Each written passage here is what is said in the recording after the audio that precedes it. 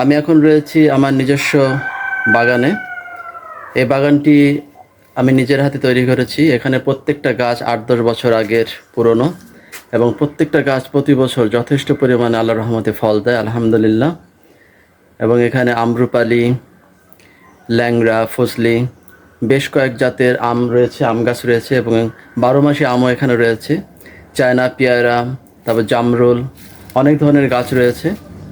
এই গাছগুলো প্রতি বছর অনেক ফল দেয়, এবং এইটা অনেক আনন্দের একটা বিষয়। বাজারে তো আমরা টাকা হলে অনেক ফল কিনতে পাই, কিন্তু নিজের হাতে লাগানো গাছের ফল, নিজের বাগানের ফল, এটা একটা তৃপ্তি অন্যরকম, একটা আলাদা একটা স্বাদ, আলাদা একটা আনন্দ রয়েছে। তো এখানে খুব বেশি একটা আশা হয় না, কয়েক মাস পর পর আসছি, যেখানে বাগানটা অনেক ঝোড়ঝাপড়ে ভরে গেছে। গাছগুলো একটু ডাল ছাঁটাই করে দিতে হবে। তো এটা ভাবছিলাম যে ডালগুলো ছাঁটাই করে দেবো, কিন্তু আমের সিজন আসার কারণে এখন একটু বন্ধ রেখেছি, যে আমের সিজনটা যাক।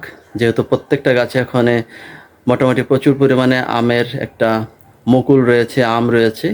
আমের ফলনের সিজনটা গেলে এই গাছগুলো, ডালগুলো আপনার ছেটে ছেটে বাগানটাকে সুন্দর একটা লুক দেওয়া যাবে, তখন হয়তো ভিতরে চলাফেরা করে একটু ভালো লাগবে। তো এখন আরেক সৌন্দর্য, ভিতরটা অনেক ঝোপঝাড়ে ভরা।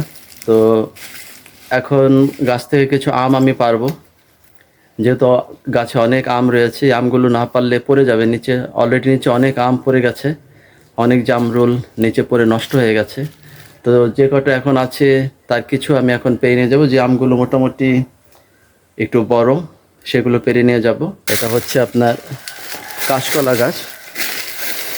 তো সামনে আরেকটি গাছ আছে, সাগরকলা গাছ। তো গাছ ভর্তি ফল এবং পাখিদের বিচরণ দেখে ভালোই লাগে, মনটা আনন্দে ভরে যায় যখনই আসি। যে কারণে এই বাগানটা কেটে ফেলতে আমার খুব মায়া লাগে, কাটতে চাই না।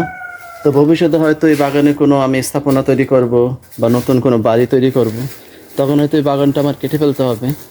তো আজকের এই যে স্মৃতি, এত বছর ধরে বাগানটা আমাদেরকে ফল দেয়, আনন্দ দেয়, পাখিদের অভয়ারণ্য, এখানে আসি, সময় কাটাই এই বাগানে।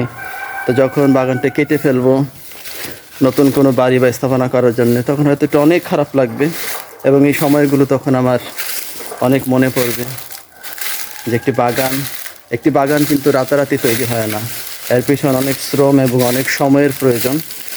এই বাগানটি 10 বছর বয়স।